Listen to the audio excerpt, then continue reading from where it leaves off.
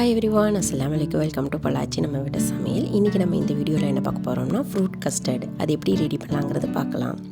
First custard பொடி 2 table spoon எடுத்திருக்கேன். அது கொஞ்சம் 1/4 கப் அளவு பால் எடுத்து நல்லா மிக்ஸ் பண்ணிக்கலாம். கெட்டிகள் இல்லாதபடி நல்லா மிக்ஸ் பண்ணி எடுத்துக்கோங்க. இந்த இஃப்தருக்கு இந்த மாதிரி ட்ரை பண்ணி பாருங்கள். சூப்பராக இருக்கும். குழந்தைங்க ரொம்ப விரும்பி சாப்பிடுவாங்க. ஃப்ரூட்டே சாப்பிடாத குழந்தைங்க இருந்தால் இந்த மாதிரி ட்ரை பண்ணி கொடுங்க, கண்டிப்பாக சாப்பிடுவாங்க. நல்லா மிக்ஸ் பண்ணியாச்சு பாருங்கள். கெட்டிகள் இல்லாதபடி இந்த மாதிரி மிக்ஸ் பண்ணி எடுத்து வச்சுக்கோங்க. இது ஓரமாக இருக்கட்டும். இப்போ பால் காய்ச்சி எடுத்துக்கலாம். இன்றைக்கி நான் 2 கப் அளவு நம்ம பால் எடுத்துருக்குறோம். அது நல்லா காய்ச்சி எடுத்துக்கலாம். நான் இன்றைக்கி எடுத்துருக்கிற பால் பசும்பால் தாங்க. இதை நல்லா ஆடை கட்டி நல்லா டேஸ்ட்டும் சூப்பராக இருக்கும். அதனால தான் பசும்பால் எடுத்திருக்கேன். பசும்பால் கிடைக்கலாட்டியும் பரவாயில்ல, பேக்கெட் பால் யூஸ் பண்ணிக்கலாம். இப்போ இது கூடயே 1/4 கப் அளவு போல் சர்க்கரை எடுத்துக்கலாம்.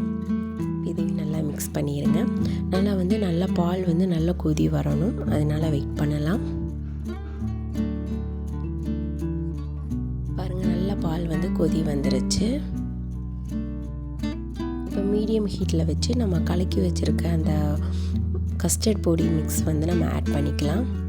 அப்படியே மிக்ஸ் பண்ணிட்டு வரலாம். கெட்டிகள் படாத அளவு நம்ம நல்லா மிக்ஸ் பண்ணிக்கோங்க.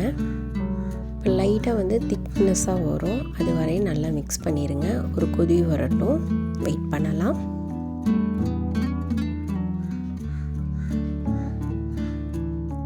பாருங்கள், நல்லா கொதி வந்துடுச்சு. லைட்டாக திக்னஸாக ஆயிடுச்சு பாருங்கள். இது டைம் ஆக ஆக கொஞ்சம் திக்னஸ் ஜாஸ்தி ஆகும். இப்போ வேறு பாத்திரத்தில் நம்ம மாற்றிடலாம்.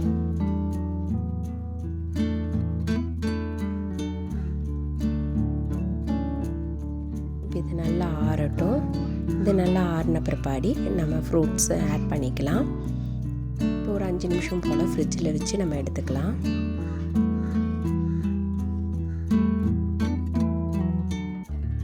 இப்போ ஒரு 5 நிமிஷம் போல் ஆச்சு. நல்லா கூலிங்காக ஆயிடுச்சு பாருங்கள். நம்ம பசும்பாலில் பண்ணங்காட்டி மேலே ஆடையாட்டு திரண்டு வந்திருக்கு. அதனால தான் டேஸ்ட்டு சூப்பராக இருக்கும் இப்படி வரும்போது. இப்போ நல்லா மிக்ஸ் பண்ணிக்கலாம். இப்போ நல்லா கூலிங்காக ஆயிடுச்சு. இப்போ இந்த ஸ்டேஜில் நம்ம ஃப்ரூட்ஸ் ஆட் பண்ணிக்கலாம்.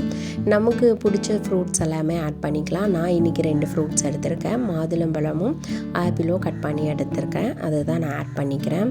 இது நல்லா கூலிங்காக ஜில்லுன்னு சாப்பிடும்போது சூப்பராக இருக்கும். இந்த இஃப்தாருக்கு கண்டிப்பாக வீட்டில் ட்ரை பண்ணி பாருங்கள். டேஸ்ட்டு சூப்பராக இருக்கும். கண்டிப்பாக குழந்தைங்க ரொம்ப விரும்பி சாப்பிடுவாங்க. குழந்தைங்க ஃப்ரூட்ஸ் சாப்பிடாத குழந்தைங்க கூட இதுக்கு ரொம்ப விரும்பி சாப்பிடுவாங்க. இது கண்டிப்பாக வீட்டில் ட்ரை பண்ணி பாருங்கள். இந்த வீடியோ உங்கள் எல்லாத்துக்கும் பிடிச்சிருந்தா மறக்காமல் பொள்ளாச்சி நம்ம வீடு சமைக்க சப்ஸ்கிரைப் பண்ணுங்கள்.